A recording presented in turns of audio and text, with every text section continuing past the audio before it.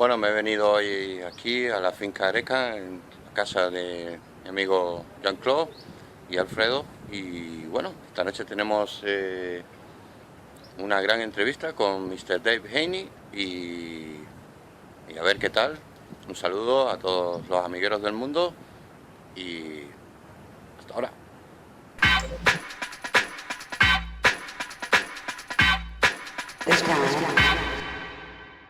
Okay, well, yeah, I'm Dave Haynie. I worked at Commodore from 1983 through part of 1994. I left a few months after the breakup, or after the bankruptcy. Ajá. Um, yeah, excuse me. I worked on the Commodore 128. Worked on Amiga 2000, both 2500s, the 3000, a little bit on the 4000. I worked on some of the the scenes stuff. After the Amiga 3000, I became the guy who got the new chips and tried to make them do something. So I worked with the first versions of the AA chips. Actually, back then they were called Pandora chips. Then they were called AA. Then they were called AGA. That was the marketing term.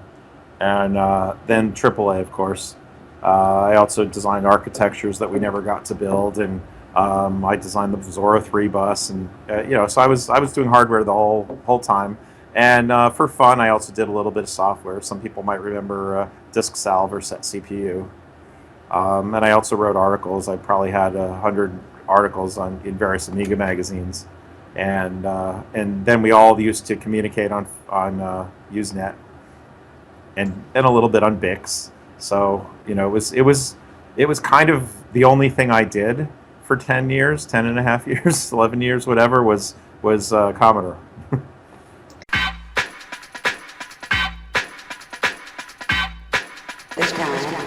Yeah, in 1983, that was my second job right out of college. I graduated that year, and so that was the first job didn't work out, so I went to the second one at Commodore.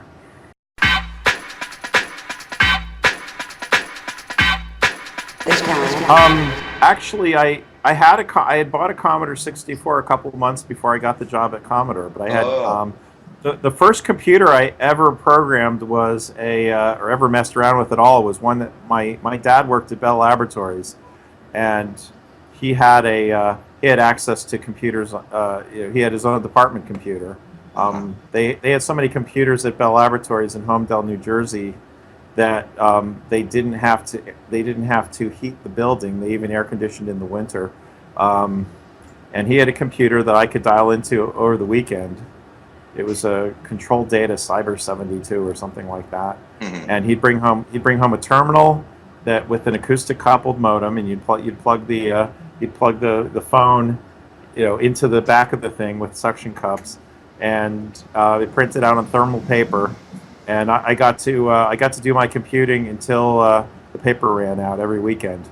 Um, After that, the second computer. The second computer I programmed was in 1977. My best friend Scott got his grandfather died, and he had an inheritance, and he wanted to buy himself a personal computer.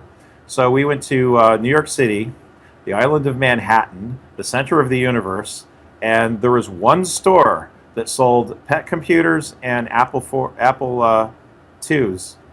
And we went in there, and he bought himself the first Pet 2001. And since I had already learned how to program, I was always over there, changing programs, writing, changing stuff. So when you bought a program for the Pet, it was always in BASIC, almost, at least in those days. So you could take the program apart and make changes to it, make improvements, and so I was actually kind of funny that I ended up working for Commodore, because we did that for a year. In 1979, I bought my own computer, but that was not a Commodore; it was an XD Sorcerer.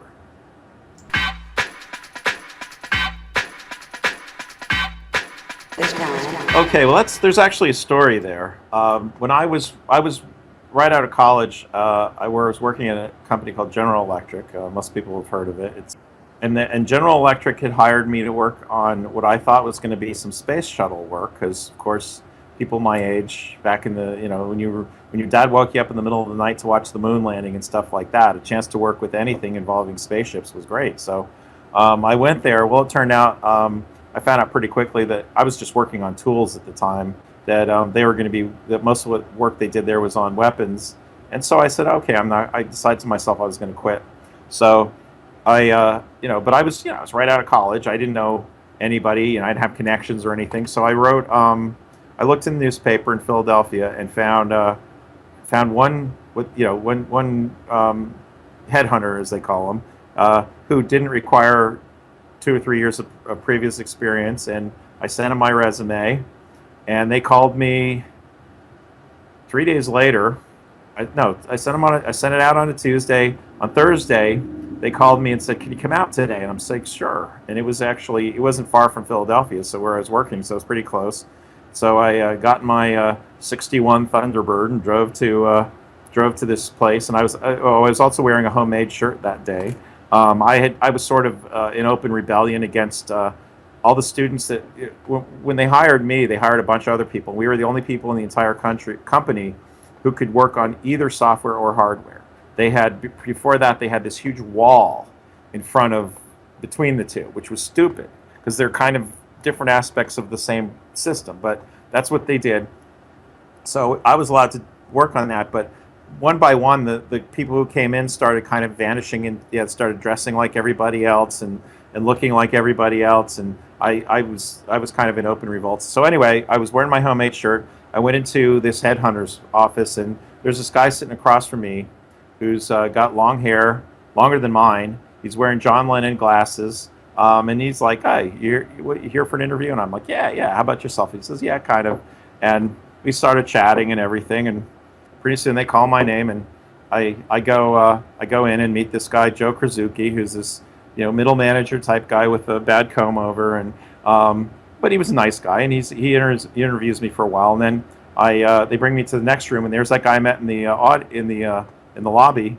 His name was Bill Hurd, and he was looking for somebody who could do Laplace transforms and a few other things he didn't know, because he'd never actually gone to college. He was just kind of a natural engineer, and that was Thursday. So they invited me out on that following Monday to have an office trip, and I went around there and talked to more people, and got a job offer on the spot, and the rest is history.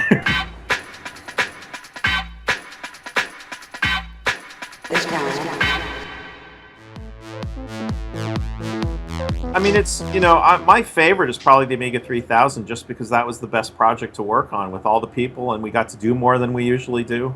So I'd have to say Amiga 3000 is my favorite.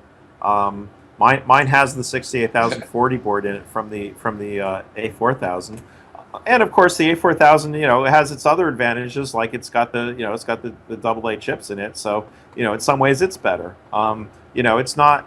It's, the personal connection I have to the A3000 is why it's my favorite. But I'm not saying that's, best. It's your opinion. It's whatever one you like best.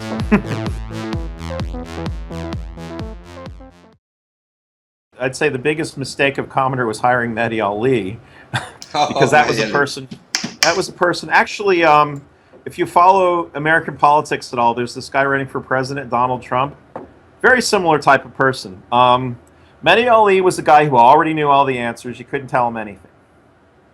And if you don't know what you're doing, and you persist that way, you make mistakes. And there were other mistakes that were compounded by him. Commodore never spent enough money on development. If you look when in 1991 or 1992 or so, the president of Apple was making, I don't know, less than $1 million, and the president of IBM, huge IBM, was making about $900,000, and both Irving Gould and Mehdi were each making about $3 million.